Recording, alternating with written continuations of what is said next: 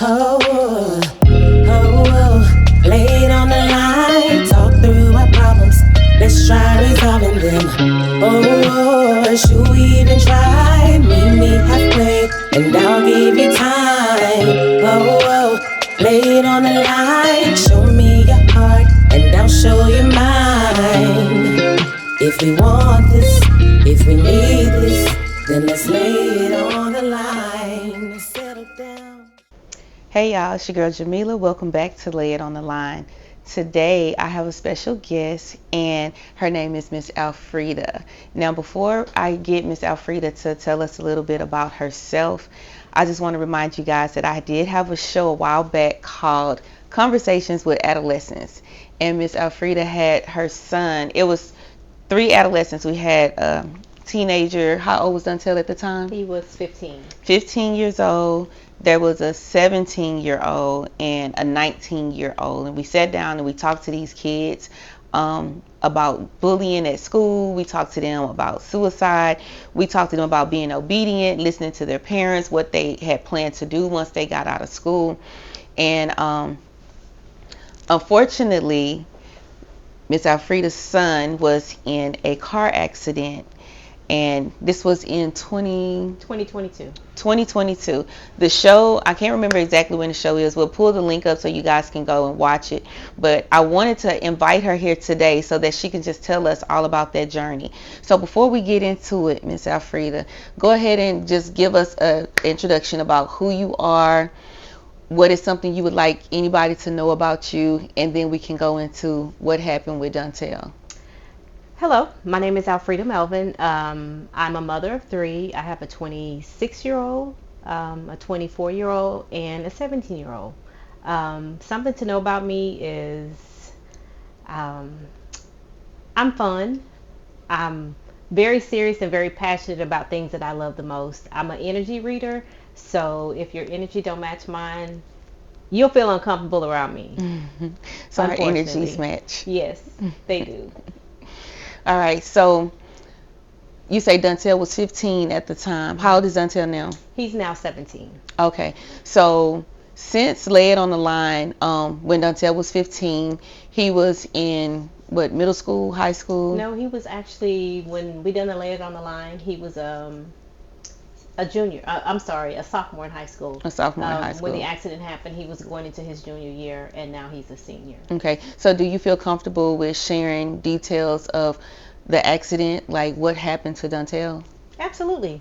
August 15th, at approximately 11:36 a.m., he left home to go play basketball with some friends, and the next call I got, which was 20 minutes later, was he was involved in a very serious accident. Mm-hmm. It was a lot of misinformation on what hospital he was taken to. So initially, I ended up at the wrong hospital, which was northeast off of 59. Memorial Hermann Northeast. Okay. I get there in a frantic because they said he was brought in as an unidentified male, and the hospital actually called Houston Northwest, and his grandmother intercepted us as well, and she had called, and that's where he was. So by the time we made it, he was already in surgery. So did they have permission for anybody, or his injuries were that severe that they just automatically took him into surgery? At the scene of the accident, they measure your brain pattern, your brain waves, and at the scene, his GCS is what they use, a scale, and it was an 8. An 8 could be you and I, just maybe impaired a little bit. By the time he made it from Imperial Valley in 45 to 1960, he was a 3.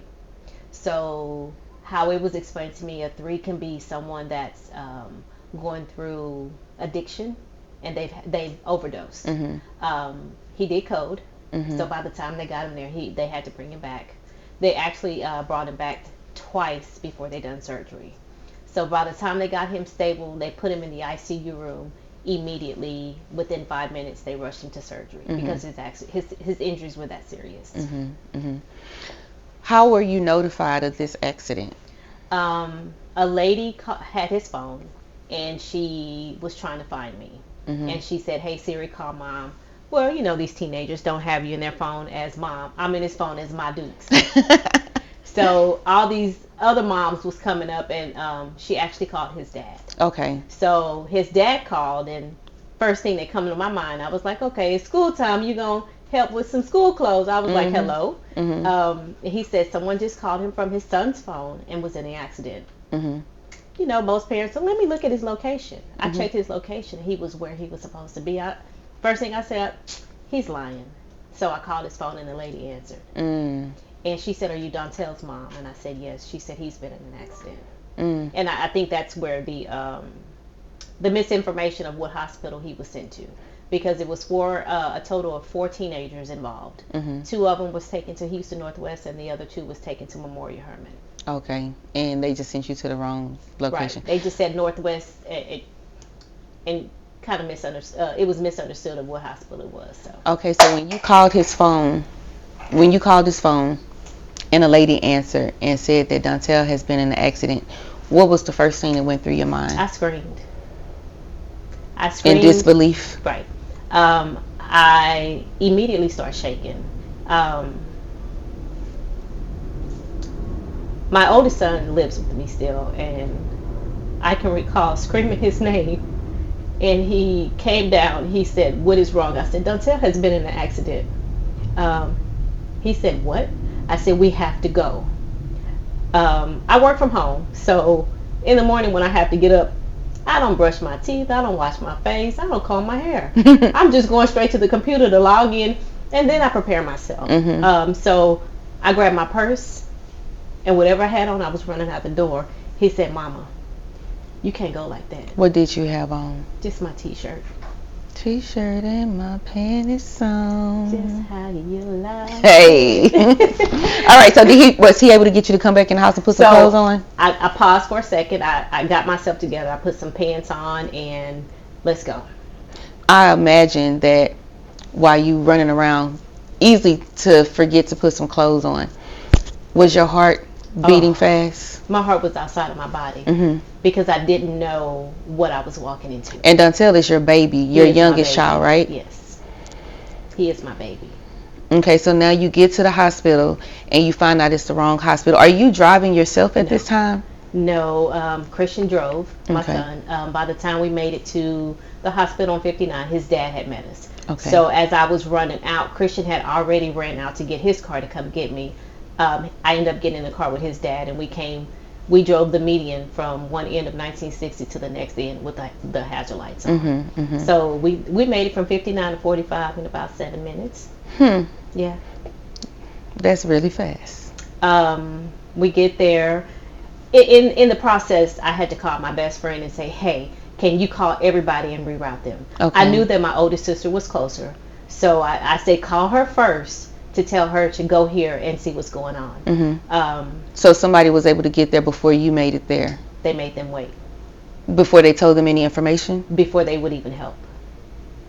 So I walk in the hospital, and I immediately look at her and say, what are you doing? Why are you in line? She said, they told me I wait out. And I said, no, we're not waiting. Y'all are going to stop what y'all are doing and tell me where my son here. Right. He was brought here as an unidentified male. He is 15 years old. Where is he? Security guard walked up, and you know, when you are a mother and you are frantic, you shouldn't touch nobody. No. Because he almost got the business. We did not want that. Well, he almost got the business. I can imagine. And there was a black nurse. She remembered him being brought in, but didn't work his case. And she said, Mom, give me just 1 second. Let me go get the attending. 2020, this was the same hospital I lost my mom in. So, you know, you have all kind of emotions. Yeah. The same situation, not the same situation, but getting that phone call at the wee hours was hard. So we walked down the hall, same hallway that we're walking from my mom, the same exact room. And I immediately drew back and I said, oh no. And my sister recalled her saying it, and I didn't know what she was talking about, and we'll get to where that part in a little bit, but she kept saying this, not that. Well, I didn't hear that. All I heard was he's been in an accident, he's in surgery. And I lost it. So if it wasn't for my older sister kind of stepping in and listening. So how long did it take for them to update you and let you know how the surgery was going or how the surgery went? Initially, they told me it was going to be about an hour, hour and a half to maybe two. It was about a total of 4 hours. And it was the longest 4 hours of my life. I think I rang that where the trauma center is at HCA. It's a bell. It's a door where you have to ring. I think I rang that bell like 3 times. Can you give me an update? Well, he's not back yet. So they didn't give you an update for 4 hours? He was still in surgery. They just told me that, he was still in surgery. Okay. The very last time, it was just like I felt a connection, and I knew my baby was right there. Mm-hmm. And she said, he just got back. Give us a minute. Mm-hmm. The doctor will be out. Well, he never came out. Mm-hmm. The nurse came out about maybe 5 minutes later, and she said only 2 people can go back for right now. And it was me and his dad. So was there someone to explain the surgery at that point? No, not initially. Mm-hmm. It wasn't until later on that day when I was able to kind of fully collect myself and understand what really happened. They explained what happened, Mm-hmm. but I wasn't taking it. You need to show me that my son had a brain injury and that you removed his skull and help me understand how this happened. Mm-hmm. Were they able to make you understand what happened? Initially, they didn't, but after it took a couple You of had days. to do your own research? Later that night, I kind of, done some research online. Maybe 2 days later, the surgeon came down, and he was very short. And I said, no, you're going to take time. You're going to pull up a chair. We're going to go over his CT scans. We're going to look at everything. You're going to show me what a regular brain looks like and what his brain looked like, what was damaged and what could have caused it. Mm-hmm. And he did that, and he apologized because he didn't come out. He said he didn't know that he had family waiting because he was brought in as an unidentified male. Wow. So the lady that got his phone, did he not have a wallet on him with any identification on him? These kids. He had his keys And his in phone. a backpack, his phone, and a receipt. Yeah, that was it. So how long, after he came out of surgery, how long did he have to stay in the hospital? We were in the hospital for about 6 months. 6 months. Total, yeah. How did that affect your life, your personal life? I didn't have one. My life was him. He was my life. Everything stopped. How many days did you stay at the hospital in those 6 months? Every day. Every day for 6 months. Every day. And you were being updated how frequently? As they walk in the room. Because I didn't leave his side. If I left his side, it was to interact with family, to let someone else go in the back to see him, or just to get something to eat. Other than that, I didn't leave. I can't even imagine. So within those 6 months, you stayed at the hospital and then you were able to go home. How was that transition? Well, when we went from the first hospital, we actually went to another hospital because he ended up with an infection. He had to have another surgery September 4th because they had to do some wound cleaning on his brain. So he had an infection on the second subdermal layer of his brain tissue. So that was serious. At that time of that surgery, they put a pressure pump in his head. A pressure pump measures the amount of fluid that's collected. A normal brain, or your normal body, absorbs all that fluid on its own. His was not. His was just kind of coming up from the base of his spine, circling in his head and staying because the part of the mechanics in the brain were damaged. So was someone there to train you on how to care for him once you brought him back home, or was a nurse assigned to you? No, a nurse wasn't assigned, but I have a medical background. So a lot of this I knew. It was now my reality. Coming home after Texas Children's, we went to Tier. Tier trained me on how to turn him and things like that. As far as his day-to-day, I kind of stepped in early on because I didn't like the way some of the nurses handled certain situations. Okay, so stop right there. If you could, to anybody that's watching that might work in the medical field, as a mother who is experiencing this trauma to her child and have to be in the hospital, if there was some advice that you could give the medical team from a mother's point of view, or from just a patient's, like the parent or the family of a patient that solely depends on them, what advice would you give them to make that easier, something that they could do to help the family, so that if you are informed or if you feel comfortable, then you won't make their job as complicated? Right. Because I'm pretty sure with you not understanding what's going on, with you having to accept the fact that, look at my son, this happened to him, it's not going to be easy to communicate Right. to anybody when you're highly emotional. So what can they do? Like, what can you tell them that can make everything easier for both sides? Have some bedside manners. Mm-hmm. Some of these doctors are just ruthless. They are there for a check, and you can tell. Slow down. Not everybody know the medical lingo. Explain it on terms that people can relate and really understand. Mm-hmm. Make them feel like they are a person, not just a dollar sign. I feel like you are such a strong individual. Like, ever since I found out about Dontell's accident, just talking to you, it seemed like you have been able to just hold it together. I haven't seen you break down, and I don't want to see you break down. I don't want to see you break down, but I don't know if you know that you're strong, and I know a lot of times we don't want to be strong. We want to be vulnerable. But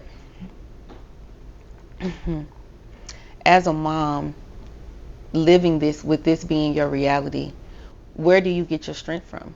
Him. I look at him every day and know that my baby's in there. He understands what's going on. And he looks for me. He looks for me for everything. When he wakes up in the morning, he looks for me.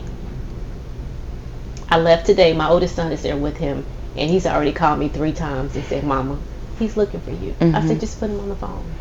And I told him I'll be back. I'm comfortable now leaving, but somebody's going to be there with him. But he looks for me, but I get my strength from him.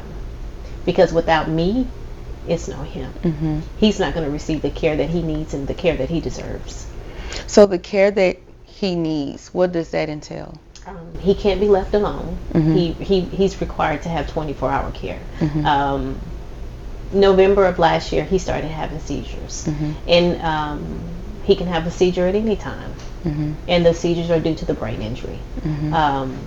He's tube fed.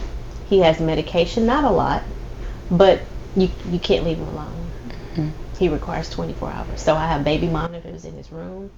I have cameras in my office when I have to work that I watch it. And how often does he have to go to see a physician? It just depends.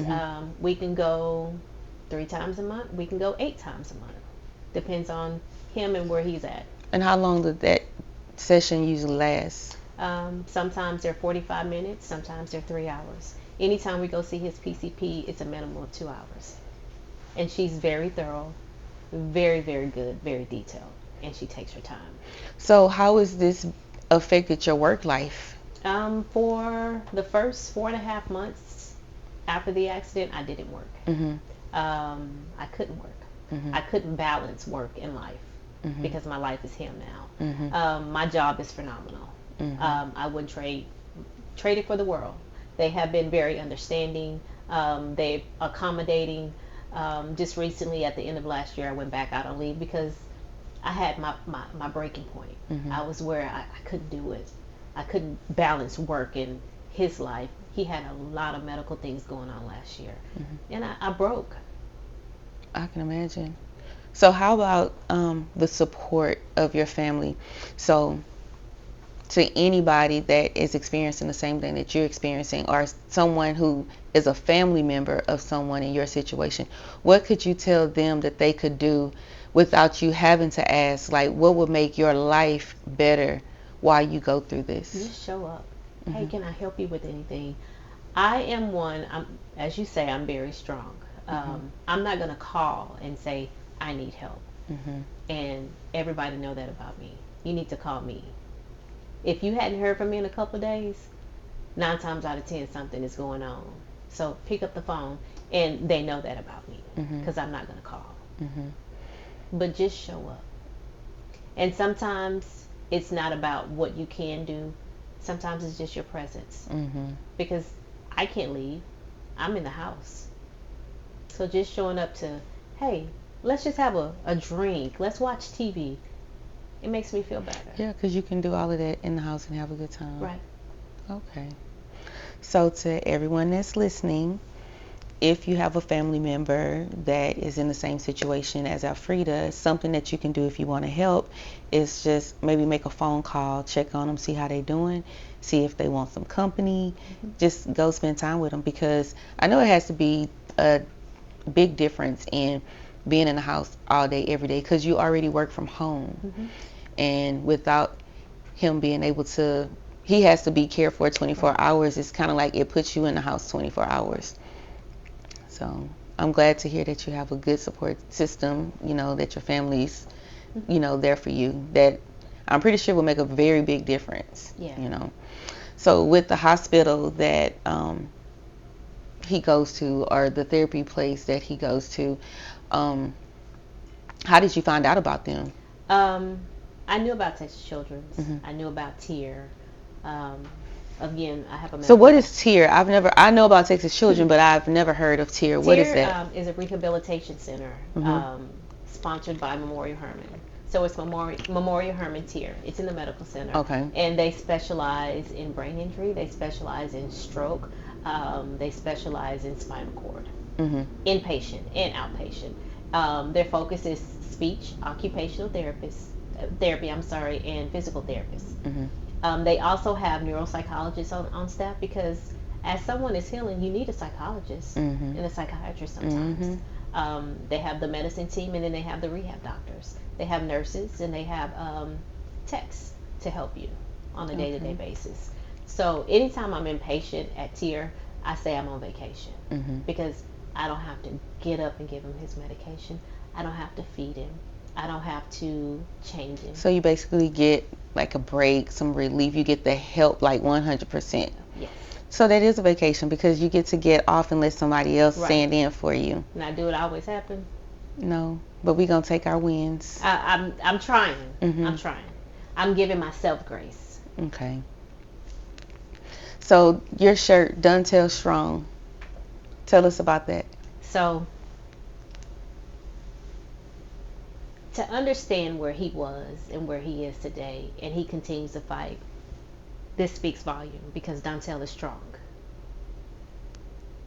He's here for a reason, and he's here for a purpose.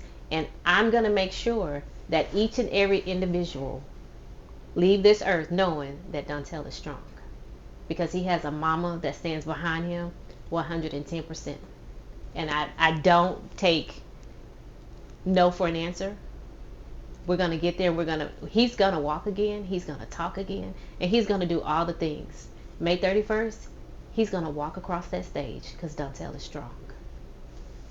They say the power of the tongue, so speak it. I am. Speak it. What's this shirt right here? Excuse me. March 1st starts Traumatic Brain Injury Awareness. Excuse me. Don't drink up, turn up. A brain injury can happen at birth, happen in utero. It can happen onset. There's several different types of brain injuries. It's just not from a motor vehicle accident. You can have brain injury from lack of oxygen, a blunt force trauma to the head. If you barely fall on the floor, you can have a brain injury. Shaken baby syndrome, that is a brain injury. March 1st starts Traumatic Brain Injury Awareness.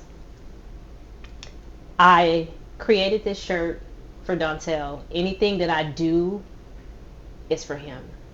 His fight is my fight. We walk together. Created these bracelets. Traumatic brain injury. His fight is my fight. Dontell is strong.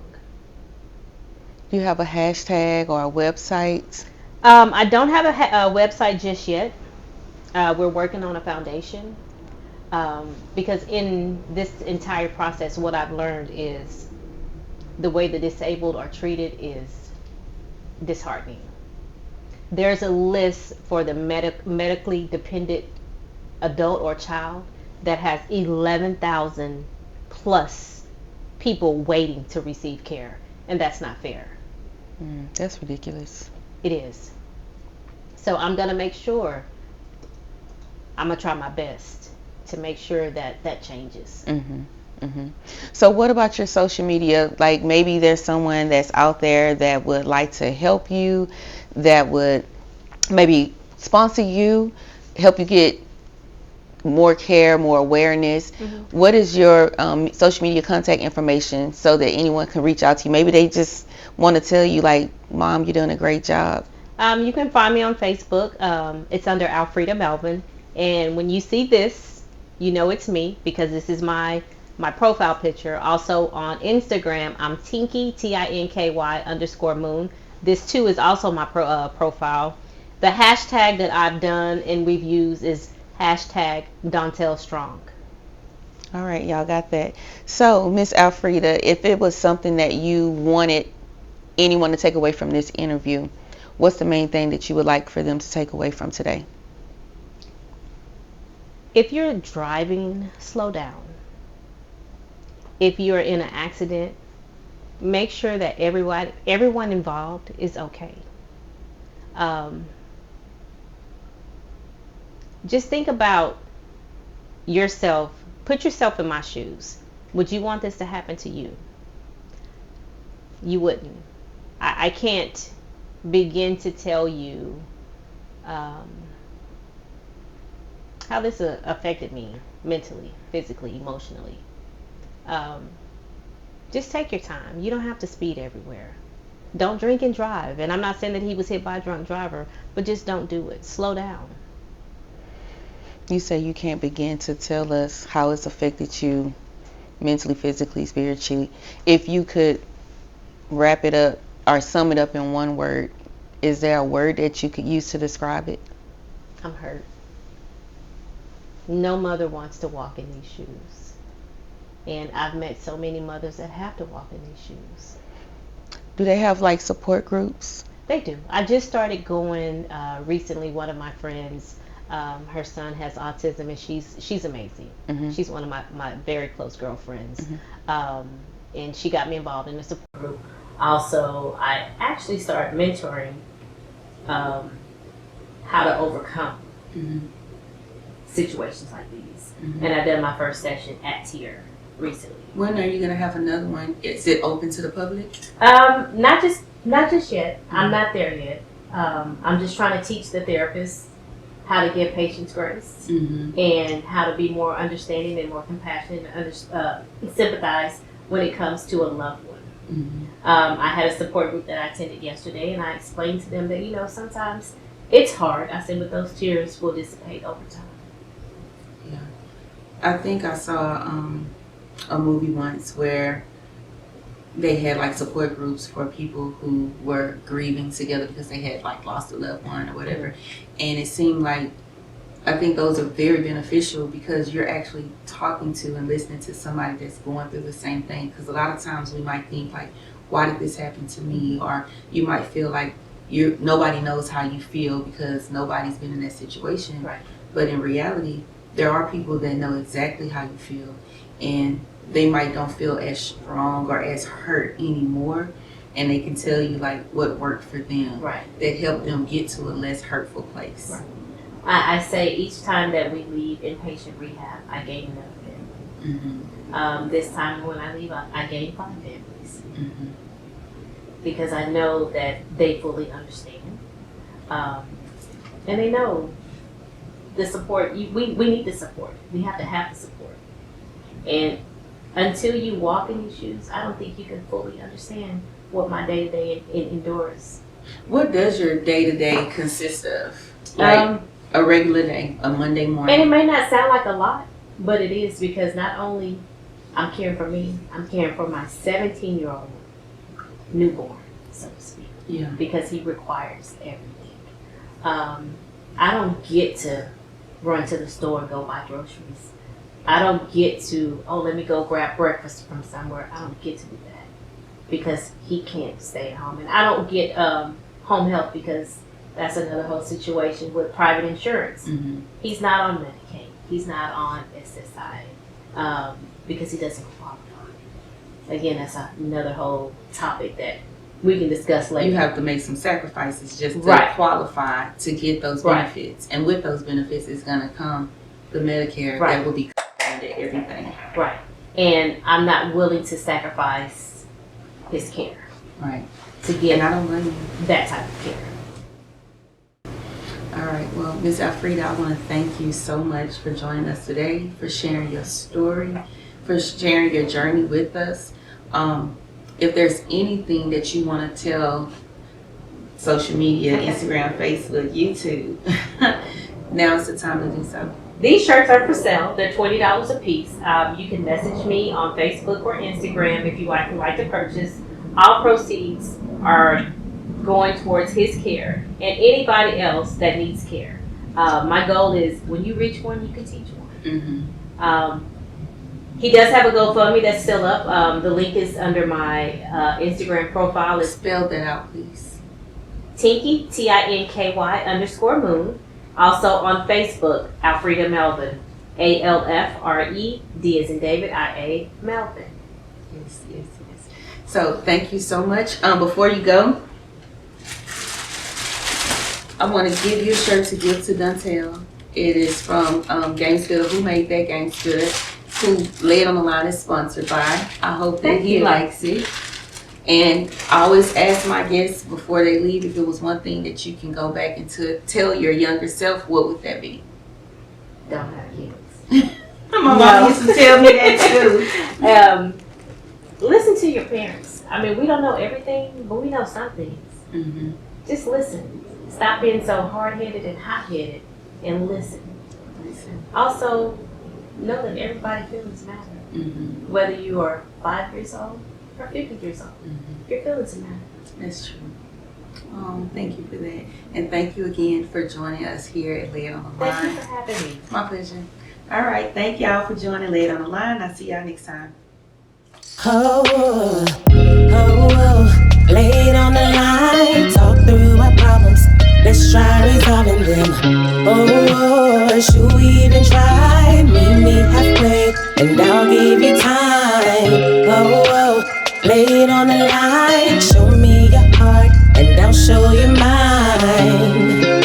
If we want this, if we need this, then let's lay it on the line. Settle down, let's try to talk it out. Let's figure out what all the fuss about. You had your turn, now it's mine. I never heard time and time, yeah. So many thoughts in my head, so many words left unsaid. Baby, I know we'll try.